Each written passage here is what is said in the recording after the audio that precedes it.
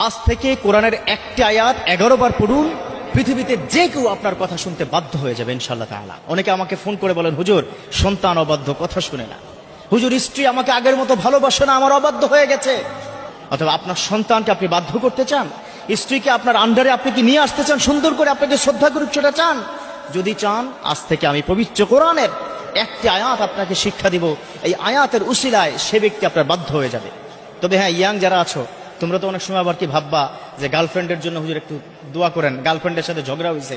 হে, এখন হাসতেছে, গার্লফ্রেন্ডের সাথে কি ঝগড়া হয়েছে, হুজুর একটু দোয়া করেন, একটা আয়াত বা একটা দোয়া শিক্ষা দেন যাতে করে গার্লফ্রেন্ড আবার বাধ্য হয়ে যায়। নাউজুবিল্লাহ।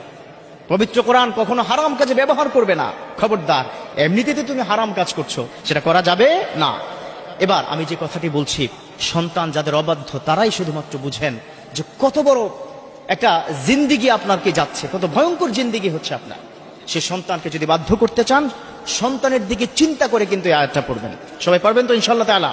অর্থাৎ ভালো নিয়ত করে সন্তানের প্রতি চিন্তা করে আয়াতখানা পড়বেন, আল্লাহ পাক সন্তানকে আপনার বাধ্য করে তুলবেন। দেখুন পবিত্র কোরআনের আয়াত কত শক্তিশালী, আপনি চিন্তা করতে পারবেন না। এই কোরআনের মধ্যে এমন কিছু নেই যার কোনো সমাধান নেই। আল্লাহ পাক নিজে কি বলেছেন, অনুনাজ্জিলু মিনাল কোরআনি মা হুয়া শিফাউন ওয়া রাহমা।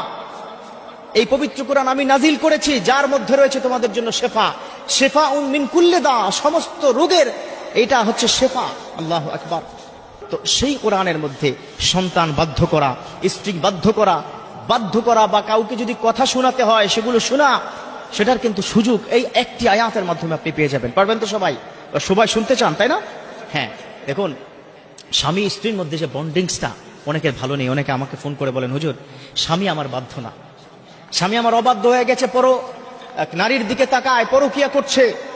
সেই স্বামীর দিকে চিন্তা করে আপনি এই আয়াতখানা পড়ুন। যে স্বামী আপনাকে ভালোবাসে না, কথায় কথায় মাইর দেয়, কথায় কথায় স্ত্রীর গায়ে হাত তোলে, যারা তাদের মতো ধ্বংসযোগ্য কুলাঙ্গার আর হতেই পারে না। অথচ স্ত্রীর একটা স্টেটমেন্ট আপনার জীবনকে বদলে দিবে।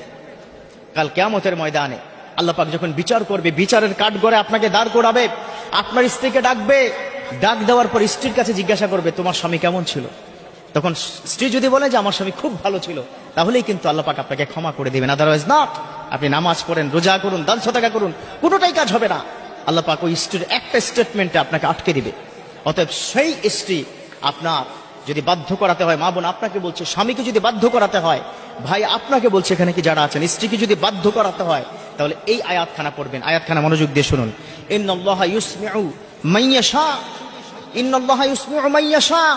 আল্লাহ পাক যার কথা যখন খুশি তখনই শুনেন। অতএব এখন থেকে এই আয়াতটা পারবেন তো সবাই ইনশাআল্লাহ তাআলা? ইন্নাল্লাহা ইউসমিউ মান ইয়াশা। অতএব ইনশাআল্লাহ তাআলা ওই ব্যক্তির কথা আপনি স্মরণ করে কিন্তু আয়াতখানা পড়বেন। আয়াতের আমলটা একটু শিক্ষা দিই। শুরুতে ইস্তেগফার পড়বেন। কি পড়বেন? ইস্তেগফার। তারপরে কি করবেন? দুরূদ শরীফ পড়বেন। দুরূদ শরীফ পড়ার পর এই আয়াতখানা যাকে আপনি বাধ্য করতে চান, সন্তান হোক